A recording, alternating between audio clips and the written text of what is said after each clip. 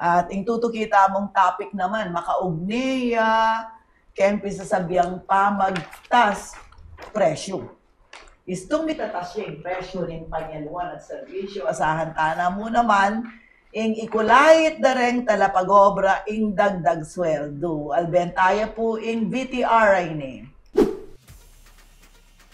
May karakal karing negosyante at talapagobra ing mekisan metong kinggewang public consultation ning Regional Tripartite Wages and Productivity Board king Central Luzon.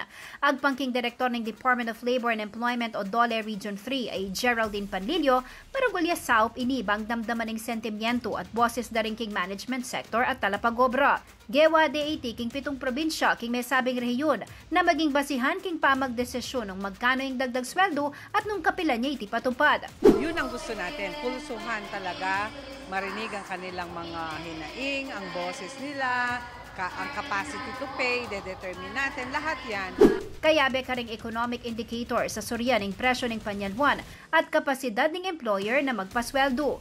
Matula mo naman ng DOLE uling at syukanuking 88% karing mikibanding negosyo ing maniwalang kailangang mitasing sweldo.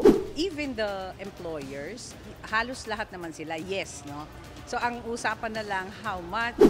Kaya rin ng public consultation, mika deliberation ng nuka rin ipresenta ing maging resulta ng merapata consultation, pamag-aral, datos, petisyon at position paper ding management at talapagobra. Kenny, balansyan ka ng ega na gana, bayo magluwa na resonableng desisyon.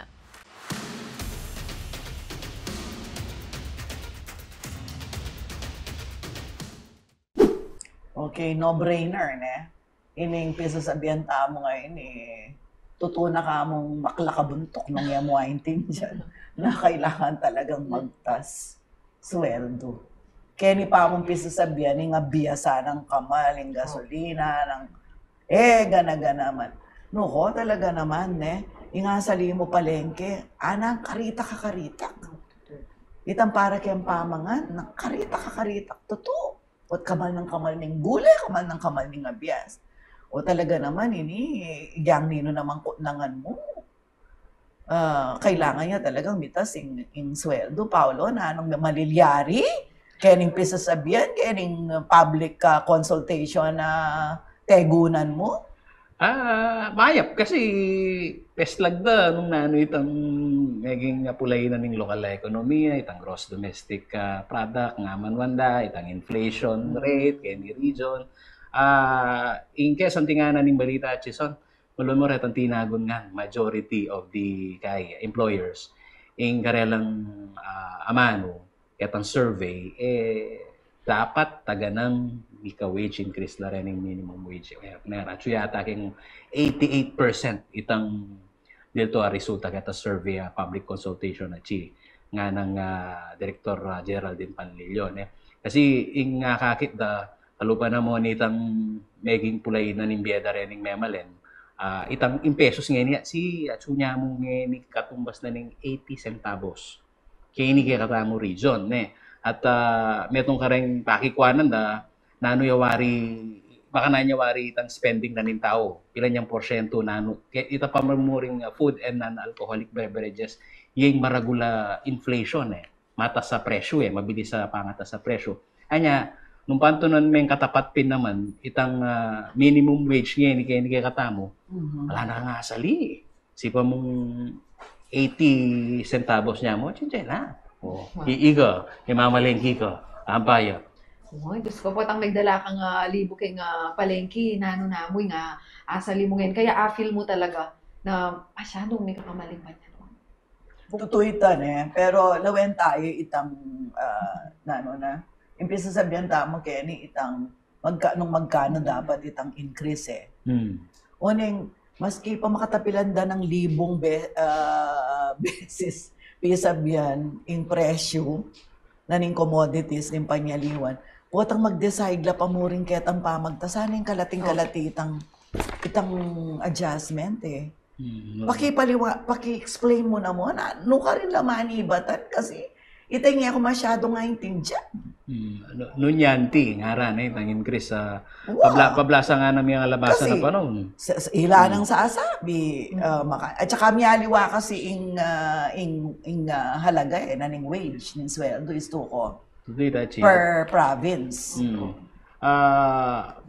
Tutunay pining metong karening babansyon tamong kaya pilan law makananit ang pamat desisyon daw at makanita ko kalati itang numinsan maging resulta na nitang karelang konsultasyon na bibiyadang increase.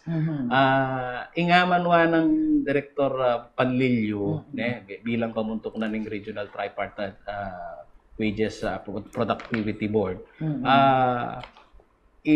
Ken totoo nga na kitang 7 beses sa consultation na panigaralan mi kenina retang drivers na ning kaya ekonomiya ng Central Luzon. Uupo na ang board sa September 6. So ipipresenta na lahat ng mga ginawang pag-aaral, lahat ng mga data, lahat yung petisyon, yung mga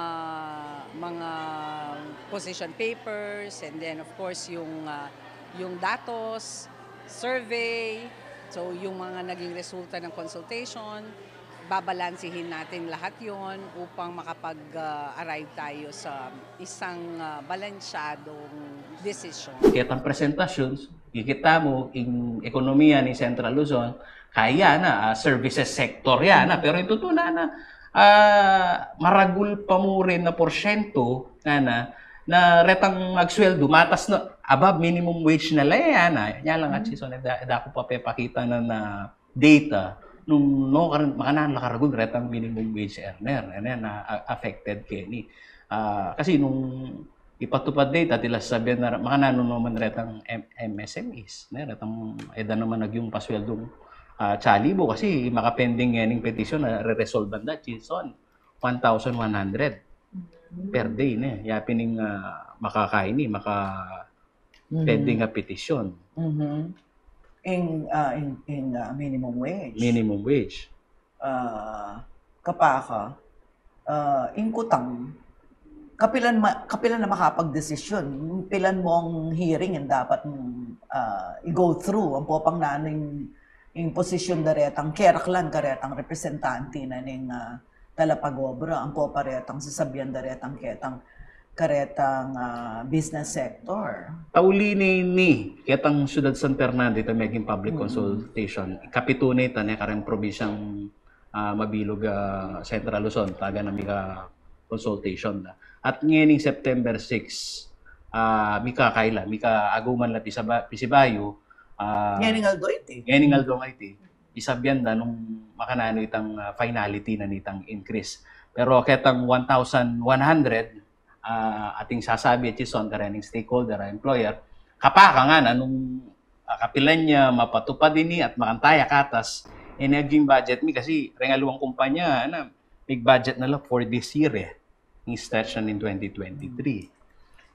Kapaka ating kung ini-interesado ko ating yan sasabihan ni Rene Romero. Ating yan sasabihan na in connection with the MSMEs.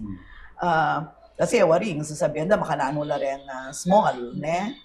Yung sasabihan na itong inimpose siya itang mata sa sweldo. Talagang initially, manyarala yan na.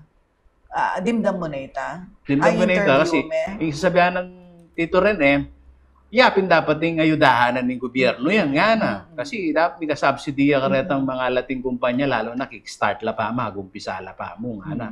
Karinin pakiintindihan ng nung mamulo siyang ayuda yung gobyerno karetang mga lati at yan yung pakibalak daw nga na. Ngayon para ka kuha na minsan ka numakaramdam yan namang kritiko at sison temo pa mo umpisan nga na totoo na gagawa na ng tito rin itang mag-reach out yan na kening wage board, mika malino, yung neda presentasyon taga na kalupanan nitang suswatan mo, chison, panenamong kapurit. Ang gaya kasi magtakaya. Panenamong kapurit. 10 pesos 10 pesos nung lawen may itang tunay ng halaga nitang 10 pesos, mabawas siya pa ito. Wala mo, magkahalagaya mo 5 pesos. O makanano din panandaman. Impanandaman din ang kasakitan. Aliwa itang kaalwanan na asawp na nitang increase. O masyadong masyadong alima kapag mulala mo Ako pagmulalan ko, itang makananong at the end of the day, kay ba't nanita nga ng karakal, sasengsing, o ba't po tang mag-decide laketang increase, anyang kalatiktik itang increase. O ita. At siguro yan, metong yakareng kailangan tamo pambanten,